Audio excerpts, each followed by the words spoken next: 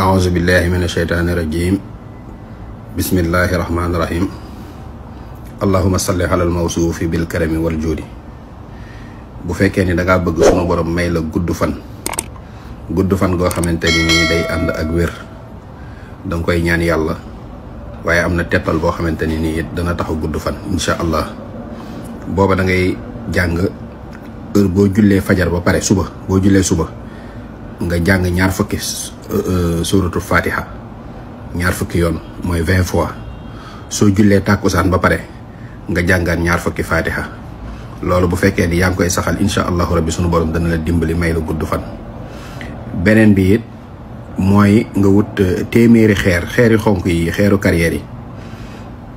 léegi nga gas ak kàmb gi boo ko gasee da ngay jël li nga jot a dund ci ay at ci xeer yi yooyu moom doo ci tari dara danga koy sànni directement ci biir kàmb gi. li des ci xeer yi benn bu ci nekk nga def bismillahi rahmaani rahim benn salaatu ala nabi benn ayatul kursi tëje ko salaatu ala nabi ñaan sunu borom gudd fan nga sànni ko def ko ci biir kàmb gi ba xeer yëpp jeex.